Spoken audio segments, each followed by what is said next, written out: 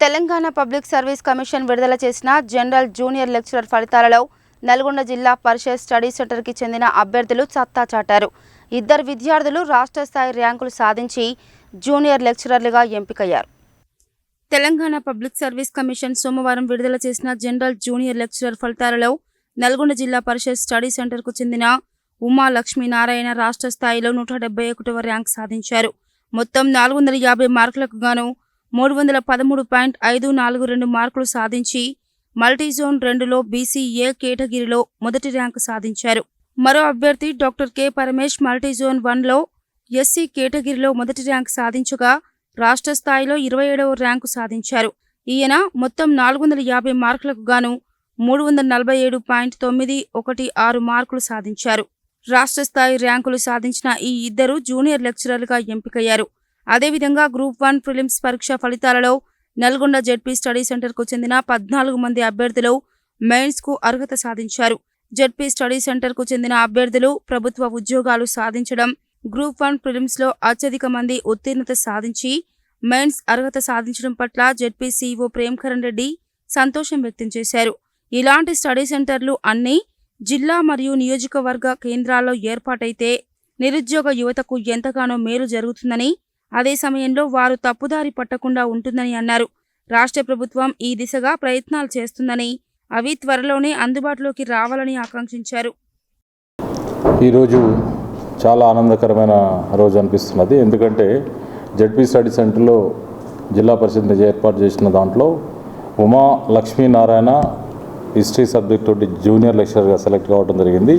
అలాగే doctor K Paramesh వీరు కూడా హిస్టరీ సబ్జెక్ట్ తోటి జూనియర్ లెక్చరర్గా సెలెక్ట్ కావడం జరిగింది. వీరితో పాటుగా ఇంకొక ఆనందకర విషయం అందరితో షేర్ చేసుకున్నది ఏంటంటే 14 మంది unemployed youth group 1 aspirants prelims కూడా క్లియర్ చేయడం జరిగింది. సెంటర్లో ఆన్ యావరేజ్ 100 మెంబర్స్ ప్రిపరేషన్ అవుతున్నారు. మరి ఈ సెంటర్ని ఏర్పాటు చేస్తానికి, ఇది దిగ్విజయంగా నడుస్తానికి మా మాజీ చైర్మన్ బండా నరేంద్ర రెడ్డి గారు ఎంతో మా ముందు చూపుతో ఆలోచన చేసి దీన్ని డిజైన్ చేయడం జరిగింది. అది ఈరోజు సరైన ఫలితాలు ఇస్తుందని అనుకుంటున్నాం మేము. అలాగే 3 కలెక్టర్లు, ఇప్పుడున్న కలెక్టర్ గారు కూడా దీనికి వాళ్ళకి మధ్యాహ్నం లంచ్కి భోజనాన్ని ఏర్పాటు చేస్తాను కూడా అన్ని రకాలైన ఫెసిలిటీ ఇవ్వడం జరిగింది.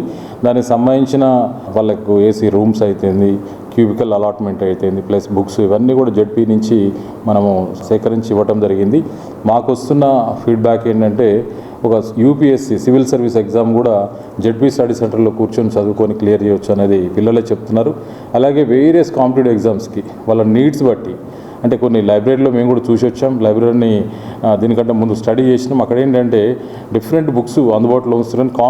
ఓన్లీ కాంపిటేటివ్ అవేర్నెస్ ఉన్న బుక్స్ అనేది డిఫరెంట్ పబ్లికేషన్స్ అనేది కనిపించలేదు. కానీ మా దగ్గర హైదరాబాద్లో దొరుకుతున్న లీడింగ్ బుక్ స్టాల్ నుంచి చాలాసార్లు వెళ్ళి ప్రత్యక్షంగా నేను అక్కడికి వెళ్ళి పిల్లలకు కావాల్సిన తెలుగు అకాడమీ నుంచి అయితేంది, వేరియస్ బుక్ స్టాల్స్ నుంచి అయితే మేము సేకరించి కొన్ని ఆన్లైన్లో కూడా ఆర్డర్ పెట్టి తీసుకురావడం జరిగింది. నాట్ ఓన్లీ ఈ కాంపిటేటివ్ ఎగ్జామ్స్ ఒక సైడ్ అయితే బ్యాంకింగ్ కూడా చాలా పెద్ద ఎత్తున రిక్రూట్మెంట్స్ ఉంటుంది. హయ్యెస్ట్ రిక్రూట్మెంట్ మనకు రైల్వేస్ తర్వాత బ్యాంకింగ్ ఉంటుంది మన దేశంలో. దానికి సంబంధించి కూడా ప్రతిదీ బ్యాంక్ పిఓస్ కానీ, బ్యాంక్ సర్చ్ కానీ ప్రిపరేషన్ కావాల్సిన అన్ని బుక్స్ని మనము మన లైబ్రరీలో అందుబాటులో ఉంచడం జరిగింది.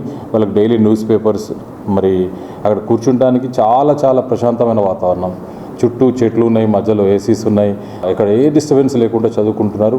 దానివల్ల చాలా రకాలుగా మాకు ఈ యొక్క స్టడీ సెంటర్ ఉపయోగపడుతుందని చెప్తున్నారు.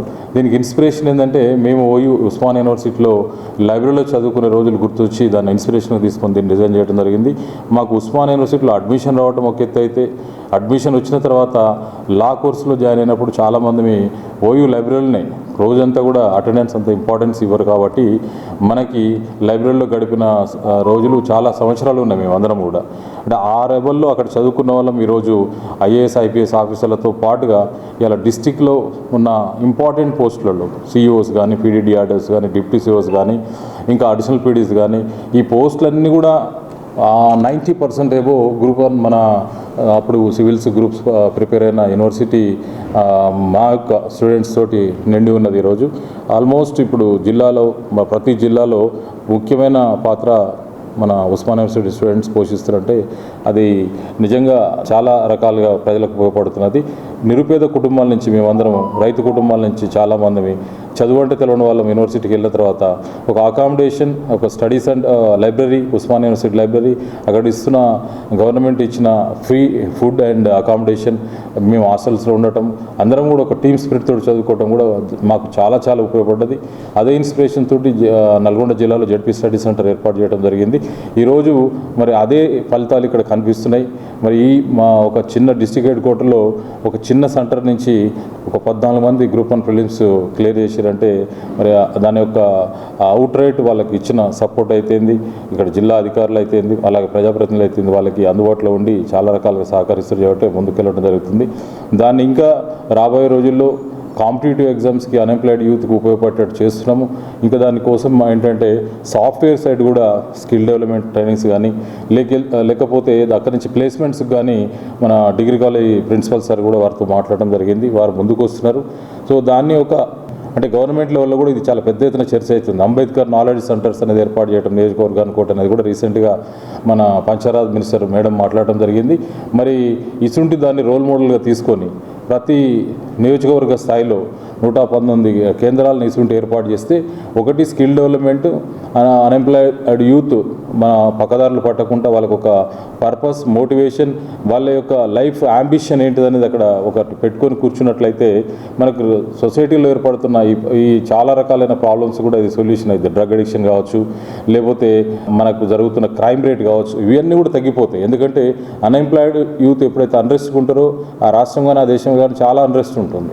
సో ఇవన్నీ దృష్టిలో పెట్టుకొని వాళ్ళని ఒక ప్రయోజకులుగా దేశానికి, రాష్ట్రానికి ప్రయోజకులుగా తీర్చిదిద్దడానికి మరి ప్రతి జిల్లాలో ఇలాంటి స్టడీ సెంటర్స్ ఉంటే బాగుంటుందని కోరుతున్నాం. అలాగే నియోజకవర్గంలో కూడా ఏర్పాటు చేస్తూ ఉంటారు కానీ ఇంకా ఇది ఒక శుభ పరిణామం. దానివల్ల ఒకటి సెల్ఫ్ ఎంప్లాయ్మెంట్ చేసుకునే దానికి కావాల్సిన ట్రైనింగ్స్, కాంపిటేటివ్ ఎగ్జామ్స్ కావాల్సిన ట్రైనింగ్స్, ఈ రెండింటిని దృష్టిలో పెట్టుకుని కనుక డిజైన్ చేస్తే యువత తప్పుదారి పట్టకుండా తెలంగాణ రాష్ట్రంలో రాబోయే రోజుల్లో ఒక మంచి పరిణామాలు ఏర్పడతాయని ఆశిస్తూ థ్యాంక్ యూ వెరీ మచ్.